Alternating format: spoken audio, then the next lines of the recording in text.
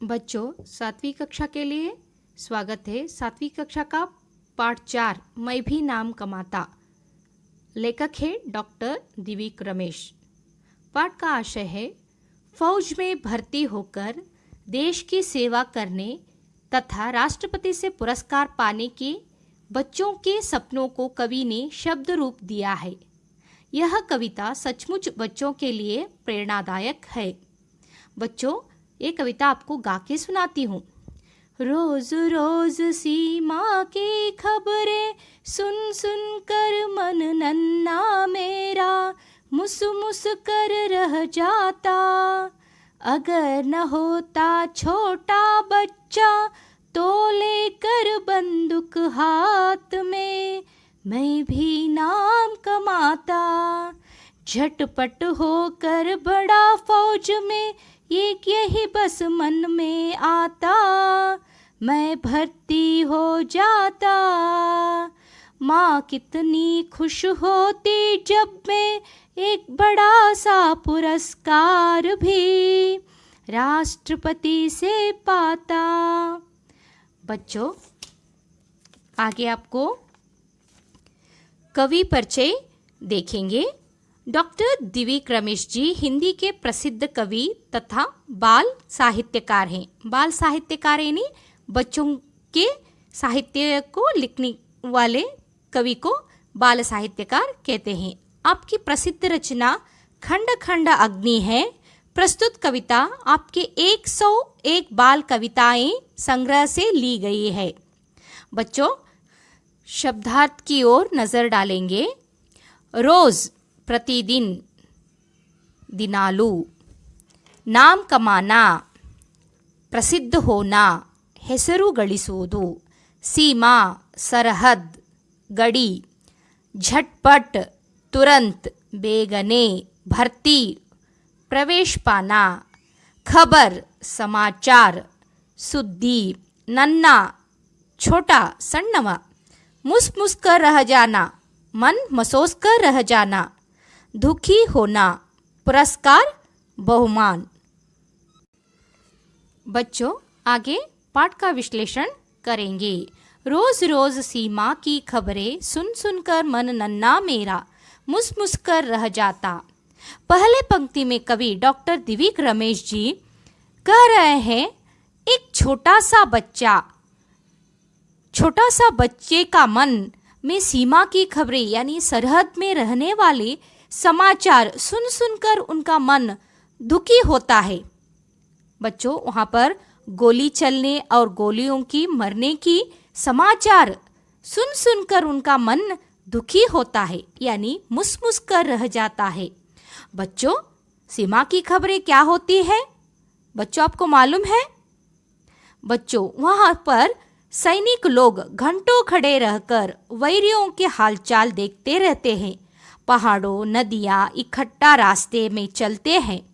कई दिन भूखे प्यासे रहने पड़ते हैं। कब कहाँ आक्रमण होता है पता ही नहीं लगता। अपने काम में हर वक्त चौकन्ना रहना पड़ता है। सर्दी, गर्मी, बरसात के दिनों के परवाह नहीं करते। देश की सुरक्षा के लिए हर समय लड़ने के लिए तैयार रहते हैं। मातृभूमि के लिए अपना जीवन त्यागने के लिए भी तैयार रहते हैं। ये सब सीमा की खबरें सुनकर बालक का मन दुखी हो जाता है। बच्चों, पहले पंक्ति आपको समझ में आया ना? दूसरा है, अगर न होता छोटा बच्चा तो लेकर बंदूक हाथ में मैं भी नाम कमाता। दूसरी पंक्ति में कवि कह रहे हैं, वो छोटा बालक नहीं रहा तो हाथ में बंदूक लेकर खड़ा होना चाहता है और नाम कमाना चाहता है। कहने का तात्पर्य है कि वो खुद जानता है वो बालक है, फिर भी सीमा की खबरें सुनकर सिपाही लोगों की तरह हाथ में बंदूक लेकर मातृभूमि के लिए लड़ना चाहता है। देश की सेवा करके नाम कमाना चाहता है यानी प्रसिद्ध होना चाहता है। बच्चों, दूसरा पंक्ति आपको समझ में आया ना? तीसरा पंक्ति में झटपट होकर बड़ा फौज में एक यही बस मन में आता, मैं भी भर्ती हो जाता। तीसरी पंक्ति में कवि कह रहे हैं, बालक जल्दी से यानी झटपट बड़ा होकर फौज में भर्ती होना चाहता है और उनका सपना भी यही है। बच्चों, सेना में भर्ती होने के लिए नियम होते हैं, वो क्या होती है मालूम है बच्चों? वो होते हैं उम्र, स्वास्थ्य, वजन, लंबाई, चौड़ाई यानी देह का आकार, मानसिक संतुलन यानी मानसिक रूप से तैयार होना, मेंटल फिटनेस, हाँ दैहिक क्षमता, फिजिकल फिटनेस कहते हैं, सेना में भर्ती होने के लिए जरूरी है। और आयु 18 से 22 साल तक उम्र वाले सेना में भर्ती हो सकते हैं। दौड़ना पड़ता है, समय का पाबंदी रहता है, इतने समय ये दौड़ने पूरा करना है। सर्दी, गर्मी, बरसात के समय में भी आप लड़ने के लिए तैयार रहना पड़ता है। इसीलिए बालक कह रहा है झटपट बड़ा होना चाहता है, बस वही मन में आ रहा है। बच्चों, दूसरा पंक्ति आपको समझ में आया ना? बच्चों, तीसरा पंक्ति आपको समझ में आया ना? चौथा है, माँ कितनी खुश होती जब मैं एक बड़ा सा पुरस्कार भी राष्ट्रपति से पाता। चौथी पंक्ति में कवि कह रहे हैं, बच्चों का सपना है राष्ट्रपति से पुरस्कार पाना है, वो माँ को दिखाना है। माँ वो देखकर खुश होती है और वो देखकर बालक बहुत खुश होता है। बालक कह रहा है, मैं जल्दी से बड़ा होकर सेना में यानी फौज में भर्ती होकर देश की सेवा करना चाहता है, देश पर आक्रमण करने वाले दुश्मनों के साथ लड़ना चाहता है और राष्ट्रपति से वह बड़ा पुरस्कार पाकर अपनी माँ को खुश देखना चाहता है। बच्चों, चौथा पंक्ति आपको समझ में आया ना? बच्चों के लिए यह कविता बहुत ही प्रेरणादायक है। बच्चों, आप भी नाम कमाना चाहते हैं ना? देश की सेवा करते हैं ना? कविता के विवरण संपूर्ण हुआ। ಮಕ್ಕಳೇ, ಮೈ ಭಿ ನಾಮ್ ಕಮಾತಾ ಡಾಕ್ಟರ್ ದಿವಿಕ್ ರಮೇಶ್ ಅವರ ಕನ್ನಡದಲ್ಲಿ ಕವಿತೆಯ ಸಾರಾಂಶವನ್ನು ಸ್ವಲ್ಪ ಹೇಳ್ತೀನಿ. ಈ ಕವಿತೆಯಲ್ಲಿ ಒಬ್ಬ ಹುಡುಗನು ದಿನಾನು ಗಡಿಯಲ್ಲಿ ನಡೆಯುವ ಸಾಹಸದ ಕಥೆಗಳನ್ನು ಕೇಳುತ್ತಿದ್ದನು. ಅವನಲ್ಲಿಯೂ ದೇಶಾಭಿಮಾನ ಉಕ್ಕಿ ಕೈಯಲ್ಲಿ ಬಂದೂಕು ಹಿಡಿದು ಸೇನೆಯನ್ನು ಸೇರಿ ದೇಶ ಸೇವೆ ಮಾಡಿ ರಾಷ್ಟ್ರಪತಿಯವರಿಂದ ಪುರಸ್ಕಾರ ಪಡೆಯುವ ಇಚ್ಛೆ ಆಯಿತು. ಒಬ್ಬ ಮುಗ್ಧ ಹುಡುಗನ ಸುಂದರ ಭಾವನೆಗಳನ್ನು ಇಲ್ಲಿ ದಿವಿಕ್ ರಮೇಶ್ ಅವರು ಬಹಳ ವರ್ಣನೆ ಮಾಡಲಾಗಿದೆ. ಈ ಕವಿತೆಯು ಮಕ್ಕಳಿಗಾಗಿ ಪ್ರೇರಣಾದಾಯಕವಾಗಿದೆ. ದಿನಾಲೂ ನಾನು ಗಡಿಯಲ್ಲಿನ ಸುದ್ದಿಗಳನ್ನು ಕೇಳಿ ನನ್ನ ಸಣ್ಣ ಮನಸ್ಸು ಬಹಳ ದುಃಖಿತವಾಗುತ್ತದೆ.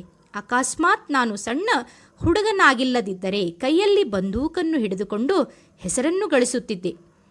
ಬೇಗನೆ ದೊಡ್ಡವನಾಗಿ ಸೇನೆಯಲ್ಲಿ ಸೇರುವ ವಿಚಾರ ಮನಸ್ಸಿನಲ್ಲಿ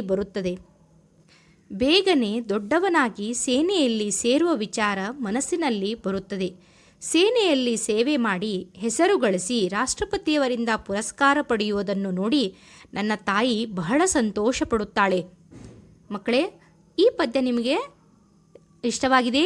अभी तक आप मैं भी नाम कमाता कविता के सारांश सुने, पढ़े और प्रश्नोत्तर भी देखे ना. अब आगे आप लोग प्रश्नोत्तर लिखना होगा. ये इन प्रश्नों के उत्तर अभी आगे मैं दिखाती हूँ.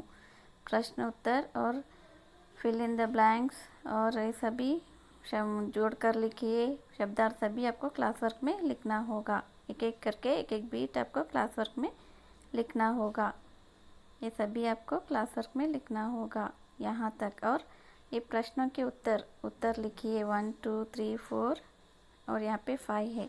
और 2-3 वाक्यों में उत्तर लिखिए 1 2 3. यहाँ पे 3 क्वेश्चन आंसर्स है. ये सभी आपको क्लास वर्क में लिखना होगा. धन्यवाद बच्चों. और अब FA1 एग्ज़ाम चल रहा है, टेस्ट हो रहा है, आपको टाइम टेबल मिला होगा. उसमें आपको फर्स्ट से अब तक क्या पढ़ाई थी मैं वो आपको सभी पढ़ना होगा. समझ में आया बच्चों? धन्यवाद.